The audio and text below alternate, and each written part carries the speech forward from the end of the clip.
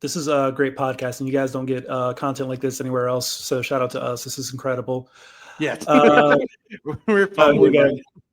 It's I'm not sure if you're saying this right, but it's Havon, Havon, Finney Jr., a four-star, all the way out from California. Looks like he was actually reclassified, so he should have been in this past cycle or this upcoming cycle, but he moved up a year.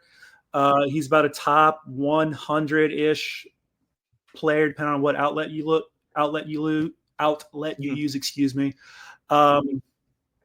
He's got some track speed. We love to see that. Here it is. He was the number one corner in America before reclassifying. So this is a kid who can play. And he seems to be the type of build that hello, Sherry Tucker Brown. He seems to be the type of build that Corey Raymond loves. Long, can run, athletic. Looks like he's got some multi-sport backgrounds. These guys were built in the Corey Raymond lab. Yeah, of course. Being 6'2", 170, that's some serious size. And of course, he's going to grow some more as he continues his career, because all guys are only going to get bigger, right, Zach? That's just how it goes.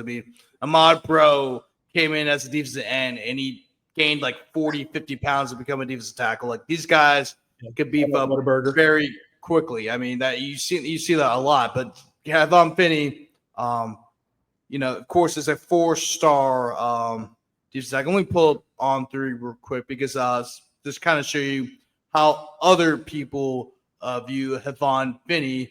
And I got right here.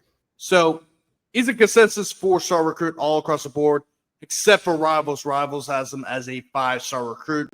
And like Zach said, he was the number one cornerback in the class of 2027 before he reclassified. So it's another big-time commitment for LSU. Getting a guy from all the way out in Los Angeles at Sierra Canyon, which is one of the top athletic programs in the country. Just another big-time get for LSU. Maybe he knows Bronny. Yeah, the same school as Bronny. But now that is the 10th commitment for LSU so far in the recruiting cycle. And if most of the commitments have been from Louisiana, of course, me and Zach have mentioned that before on this show, which is the biggest thing you want to get. But also, if you're LSU, you want to land some of the top prospects from across the country. And that's why you hire a guy like Corey Raymond. And, of course, he is so far he's the only cornerback to be committed to LSU. But that will grow over time. Right now, we're still in the very early processes of the recruiting cycle for the class of 2026. You really won't see things start picking up until the summer. But you're starting to see it pick up a little bit more as we start to enter the very end of the school year before you go into the summer. But so far right now, he is the 3rd defensive back to commit to LSU. Of course, Aiden Hall, for the one of the top safeties from the state of Louisiana and the country. He's been committed to LSU since the August of last year. Dylan Purder, of course, from Booker T. Washington High School in Tuskegee, Alabama. He committed to LSU on the 21st of March, which is actually a little bit before we started the show, but he committed to LSU a little while back. So that's the 3rd defensive back to commit to LSU, and expect to see that grow more as the summer goes on, as Corey Raymond will really start to hit the recruit, go on his recruiting trips. And of course, you got 7-on-7 tournaments coming in for LSU. LSU hosts a 7-on-7 tournament every year. They also host a lot of camps. So expect to see more guys commit as time goes on. But it's another big time commitment for LSU. Like I said, yes, you want to lock down the state. You want to create a wall around the state of Louisiana. But more importantly, you have to recruit nationally too. Yeah, you don't have to focus on it too much, but you have to land some of the top prospects from across the country. You have to land those blue chip guys. Right? I know it's a different age in college football. You can't really have that stranglehold on some of the top prospects in the country like you used to. That's one of the reasons why Alabama was able to win so much. They were like hoarding 4 and 5-star guys. But if you want to have a chance to win national, you want to win conference championships, you want to win national championships, you want to put things in your trophy case, you have to get those blue chips. Look at Georgia. Look at Alabama. Well, Alabama. I know Alabama's kind of falling off, but look at Alabama throughout the years. Look at what those old LSU teams used to do. Look at Ohio State.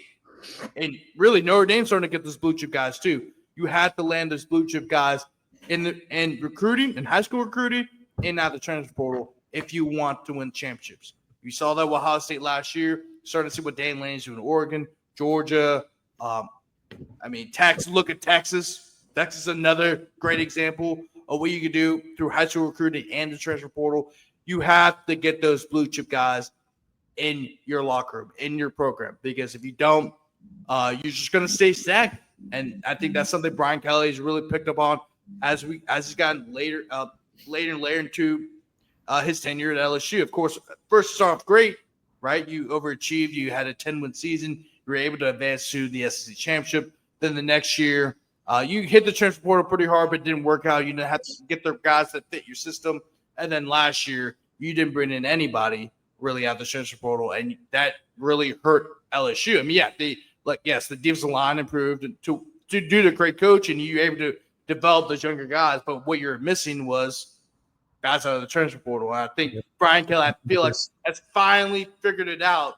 But then again, we're talking about off-the-field stuff. You want to see the on-field stuff. But the off-the-field stuff has been looking great so far for LSU. Yeah, they're actually getting difference makers like a Bernard Gooden potentially is a difference maker.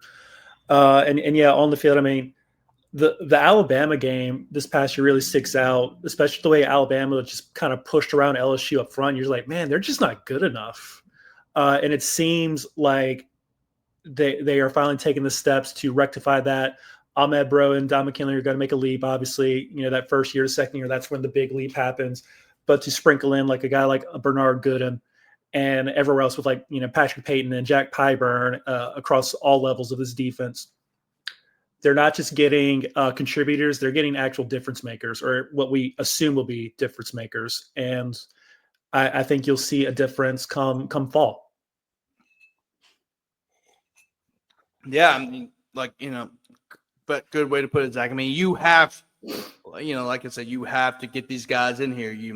Like Alabama was, you didn't have any playmakers on defense. You need to have, yes, you can have good players that win a lot of games, but you need to have playmakers. You have to have guys who are just absolute dogs, who aren't afraid to knock your head off your body, right? Like you have to have dogs. And really, Ohio State got Caleb Downs. Yes.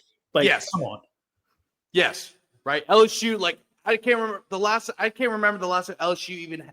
LSU hasn't had a dominant safety since Grant Delpit. Yeah.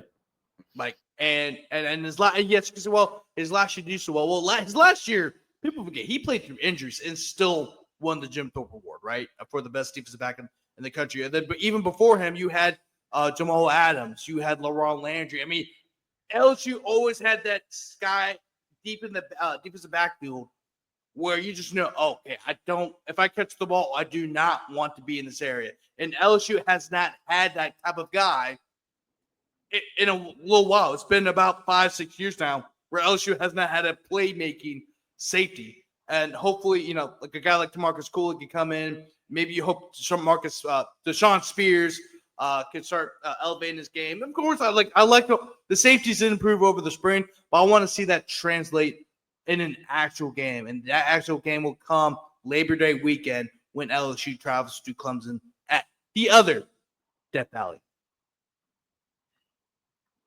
Yeah, and like I was saying, to single out Ohio State with Caleb Downs, they probably didn't need to get Caleb Downs. They're probably pretty good at safety, but they got someone who actually makes difference and changes games. And LSU, to their credit, they're not just doing the bargain bin shopping. They're not going to Aldi's for their groceries. Looks like they actually went to Sprouts and they went to Whole Foods to get their groceries. So shout out to LSU for finally catching up.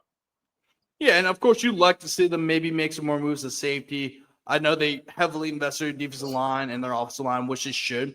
I mean, that's how you win games in the SEC. But you also like to see them. That's more safety. But the way they've been recruiting and also have been developing their players, I like where they're going. I just wish maybe they could have added more safeties to the mix.